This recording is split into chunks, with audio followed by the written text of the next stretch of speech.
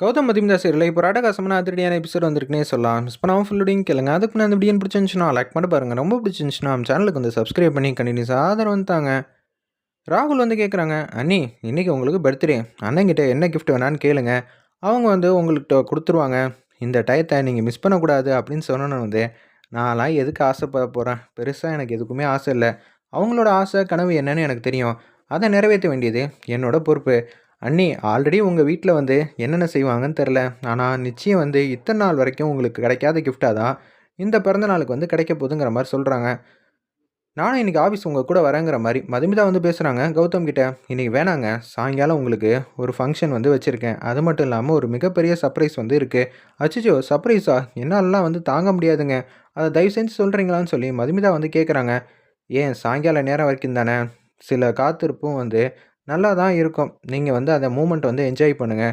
அதுக்கப்புறம் சுதந்திர பருவம் போல் நம்மளை விட்டு சூப்பராக வந்து எல்லாமே பறந்துடும். என்ன சொல்கிறீங்க, நான் கொடுக்குற பர்த்டே கிஃப்ட் அது மாதிரி அப்படின்னு சொல்லிட்டு அவங்க மட்டும் காரில் ஏறி போக ஆரம்பிச்சிடுறாங்க. ஒரு பக்கம் அபிஷேக் வந்து யோசிச்சிட்டே இருக்காங்க.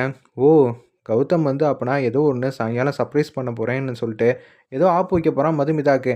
அந்த மூமெண்ட்டை வந்து பார்க்க தான் எனக்கும் வந்து ரொம்ப ஹாப்பியாக இருக்குங்கிற மாதிரி கேவலமாக அதை யோசிச்சுட்டு இருக்காங்க அபிஷேக். அப்பன்னு பார்த்து இவர் வராப்புல கிரண் வந்தோன்னே வந்து, இன்னைக்கு உன்னோட பிறந்தநாள் இல்லை, என்னோட வாழ்த்துக்கள் இல்லாமல் உன்னோட பிறந்தநாள் எதுவும் கிராஸ் ஆகிருக்கா, அதனால தான் நான் உனக்கு ஃபோனில் வந்து சொல்லலான்னு பார்த்தேன், நீ ஃபோனை வந்து எடுக்க மாட்டேன்ட்டு அவாய்ட் பண்ணுற, அதனால தான் உன்கிட்ட சொல்லலான் இருக்கேங்கிற மாதிரி அந்த இடத்துல வந்து கேவலமாக வந்து பேசுகிறாங்க நம்ம கிரண்.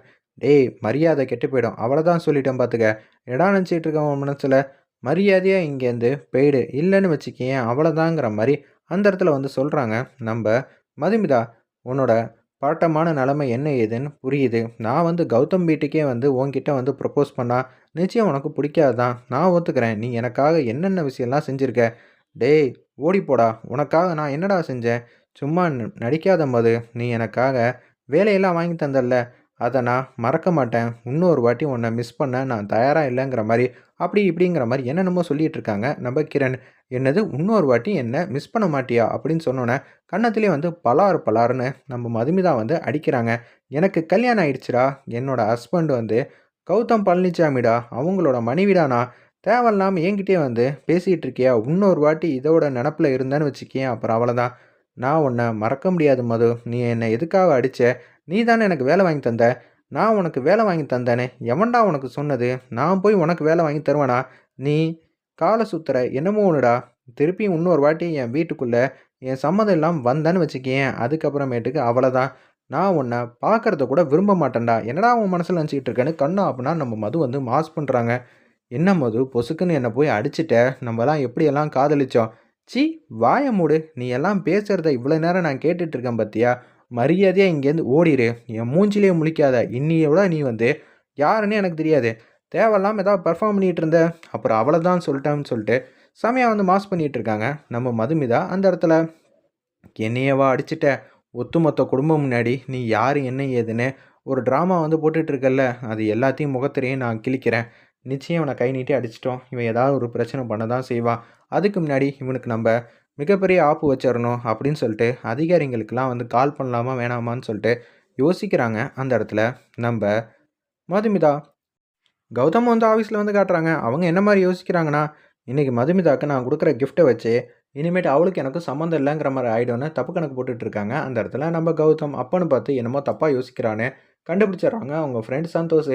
அப்படி கேஷுவலாக வந்து கௌதம் என்னடா நினச்சிக்கிட்டு இருக்க உன் மனசில் அப்படின்னு சொல்லி கேட்கும்போது, என்னடா ஒன்றும் புரியலையே, இன்றைக்கி சிஸ்டரோட பிறந்தநாள், நீ அங்கே உட்காந்து ரொமான்ஸ் பண்ணுவேன்னு பார்த்தா இங்கே உட்காந்து ஆஃபீஸில் என்னடா வேலை உனக்கு அப்படின்னு சொன்னோன்னே, ஆமாண்டா எனக்கு அதெல்லாம் செய்ய தெரியாது தான், இப்போ என்னங்கிற, எனக்கு சொந்தமாக வந்து பூவெலாம் கொடுக்கலாம் தெரியாது, இப்போ என்னங்கிற, பெரிய தப்பா அப்படின்னு சொல்லி அந்த இடத்துல கேட்கும்போது, என்ன இவன் சின்னதாக வந்து என்ன சர்ப்ரைஸ் பண்ண போகிறான்னு தெரியாமல் இருக்குது, அப்படி இருக்க சுச்சுவேஷனில் எதுக்காக இவன் இப்படியெல்லாம் முடிவு பண்ணியிருக்கான் ஒன்றும் புரியலையே, இன்றைக்கி சாயங்காலம் எல்லோரும் முன்னாடி நான் ஒரு முடிவு எடுக்க போகிறேன், ஆஃபீஸ் ஸ்டாஃப் எல்லாரையும் கூப்பிடு, என்ன நண்பா நீ ஏன் இப்படியெல்லாம் ஒரு முடிவு எடுக்கிற, எனக்கு ஒன்றும் புரியலையே அப்படின்னு சொல்லி பாட்டமாக பேரெதிர்ச்சியாக வந்து யோசிக்கிறாங்க அந்த இடத்துல நம்ம கௌதம்.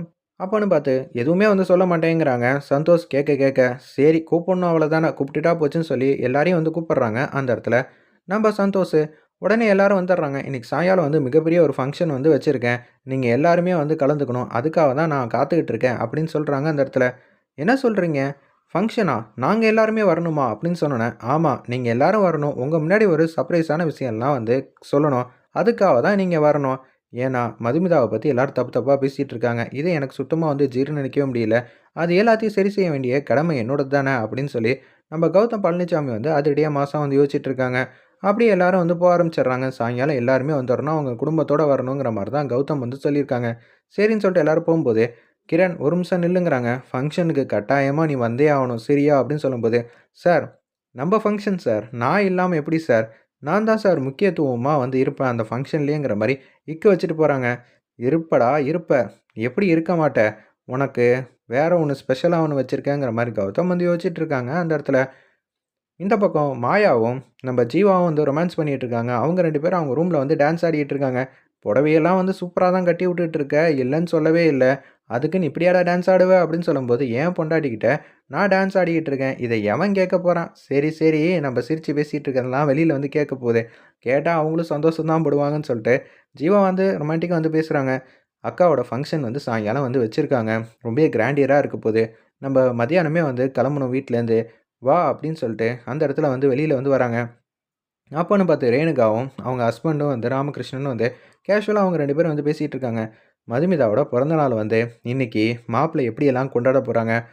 மொதல்ல நம்ம மதுமிதாவுக்கு கல்யாணம் ஆகி, ஃபர்ஸ்ட்டு பிறந்த நாள் வந்து மாப்பிள்ளை வீட்ல வந்து கொண்டாட போறாங்க. அதுவும் எப்படியெல்லாம் இருக்க போது, மதுமிதாவ எவ்வளோ நல்லபடியா பார்த்துருக்காங்கன்னு இந்த பிறந்த நாள்லயே நமக்கு தெரிய போது. இத்தன நாளா வந்து கிரண் வந்து பிரச்சனை மேல பிரச்சனை பண்ணிட்டு இருந்தான். இனிமேட்டு மாப்பிள்ளை கிட்ட வந்து மதுமிதா பத்திரமா இருக்கறனால, இனிமேட்டு எத நெனச்சு நம்ம கவலைப்பட வேண்டிய அவசியம் இல்ல, தேவையும் இல்லங்கிற மாரி, ஹேப்பியா வந்து யோசிச்சுட்டு இருக்க மாரி காட்டுறாங்க.